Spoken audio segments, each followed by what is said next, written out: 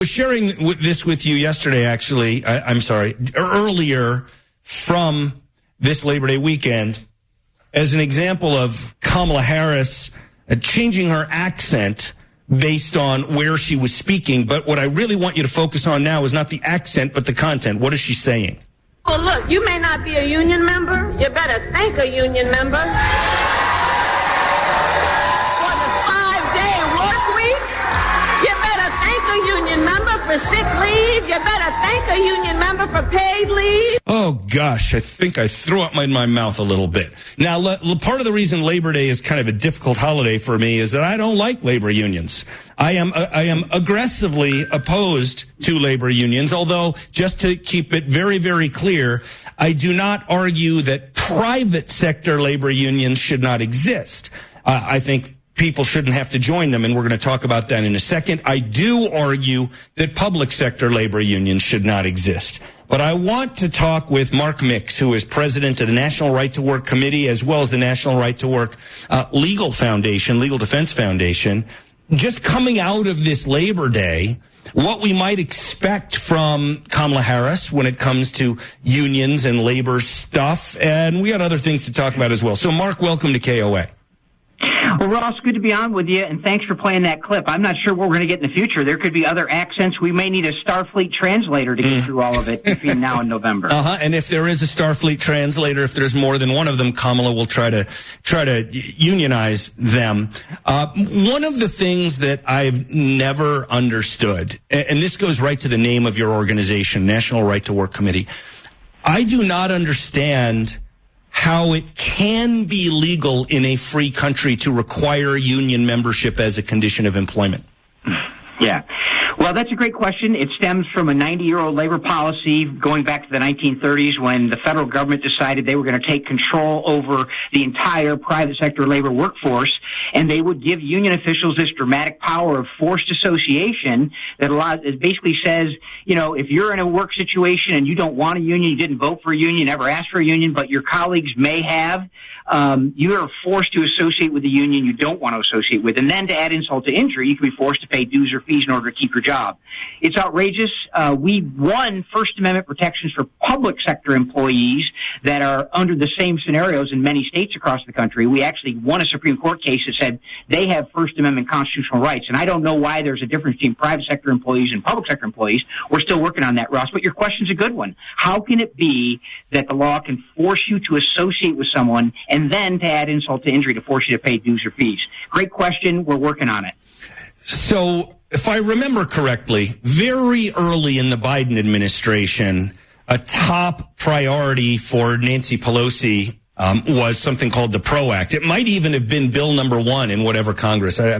But anyway, it wouldn't surprise me if this thing comes back. I would like you to tell my listeners what the PRO Act would do, and you can either spend very little time on it if you think it's not coming back, or a little more time on it if you think Kamala Harris, if she won the presidency, would try to bring it back. Well, she's made it a point to emphasize her support for the PRO Act and the fact she would sign it the moment that it ended up on her desk. And right now that bill has 218 sponsors in the House, and that's kind of an interesting number because, you know, that's the majority, what you need to pass a bill. And in the Senate it has 48 sponsors. So it is a very real possibility that if the House of Representatives goes a different direction and the U.S. Senate stays where it is, and she's in the White House, that bill may end up on her desk and she will sign it dramatically. So what does it do? The first thing it does is it repeals all 26 right-to-work laws in the country. Basically, right-to-work laws are something that the Congress back in 1947 said that we unleash this power to these private sector union officials, and we've got to restrain it somehow. So they said that states could pass what are known as right-to-work laws, which are very simple. It basically says you can't lose your job if you decide you don't want to financially support the union.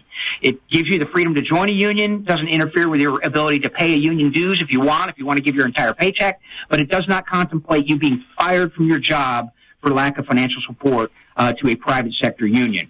So that's all they do, but they want to repeal all those. Then it goes to eliminating the secret ballot election. So basically unions would be organized and certified by card check. And Ross, I can tell you that getting a card signed is a lot easier than influencing someone behind a curtain making a secret ballot vote.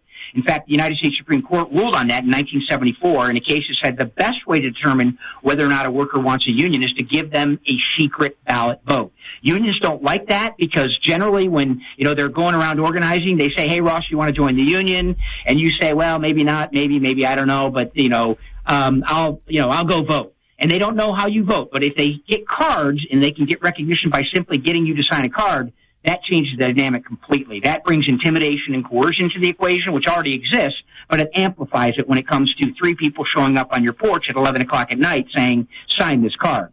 It allows for secondary boycotts, meaning that unions will now be able to target customers of a particular business that may be non-union. They can target the customers of that target that they're after and use power and persuasion against customers and vendors and bankers and all kinds of other things to put pressure on a company to unionize. Then it changes the definition of employees, whether you're an independent contractor or whether you're an employee. That basically you can't unionize independent contractors, but you can unionize employees. So that's just the first 4 things the bill does. There's other things that are bigger and worse, and it's something we've got to keep track of and oppose.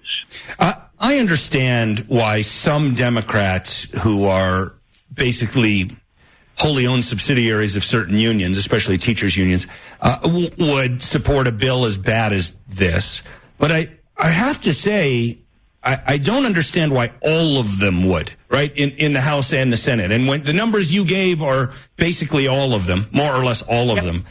I mean, do you have an explanation for why not even 10%, not even 5% of congressional Democrats would say this goes way too far? Is it just they're afraid of a primary? Well, I wish we could do video because I'd be rubbing my thumbs and forefinger and my middle finger together, and that would mean money. And that's what this is about, Ross. It's about massive amounts of political money that goes into the system, and 95 to 98% of all union cash goes to one party. That's the Democrat Party. And it's literally billions of dollars. It's not hundreds of millions. It's billions of dollars in political activity every 2 years by union officials. And that's a predicate of their ability to compel people in 24 states to pay union dues or fees in order to keep their jobs.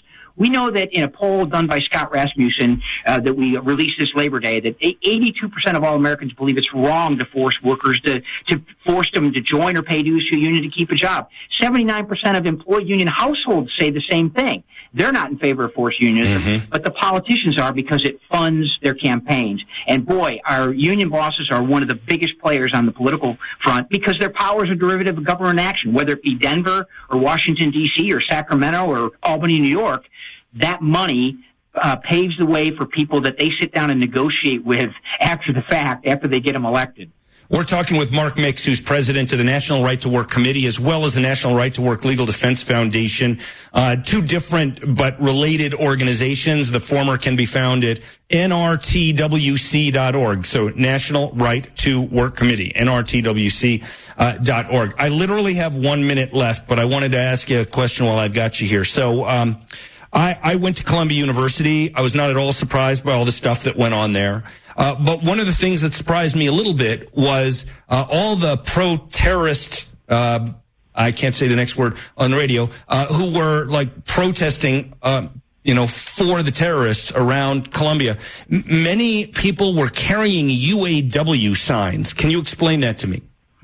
Yeah, 50% of the UAW membership are graduate assistants in the higher education system across America, whether it be California or any place else. So it's the UAW using money paid as a condition of employment by those graduate assistants in many cases and those people that are compelled to associate Jewish students. We're representing a number of Jewish students. We just won a major victory for students at MIT, graduate students there. Same situation, UAW is fomenting the unrest. They're on one side of it, and they claim to represent Jewish students who they're actually calling out and saying, your religion shouldn't exist, your state shouldn't exist, your culture shouldn't exist, et cetera, et cetera. It's outrageous, but it's one of the examples of forced unionism that is so pregnant and so necessary to fix that we're working on it right now, Ross. I can promise you that. Did you say that half of the UAW's current membership is made up of graduate assistants at universities? Well, it's about half. We know that half of their membership are auto workers. The other half are from nurses and graduate assistants. I mean, they got 40,000 members. I think there's as many graduate assistants in the state of California as there are auto workers at Ford Motor Company. So it's a new frontier for them. You know, their policies eliminate jobs for auto workers, this electric vehicle stuff that they continue to support at the highest levels, knowing that it'll put 40% of their auto worker members out of a job by 2030, 2032, I think is exact. But yeah, their new frontier is private or public sector unions, and that's a bigger problem that we should talk about again, Ross. All right. Mark Mix is president of the National Right to Work Committee and the National Right to Work Legal Defense Foundation as well. Thanks for your time. We'll definitely have you back. Appreciate you, Ross. Thank you. Okay, likewise.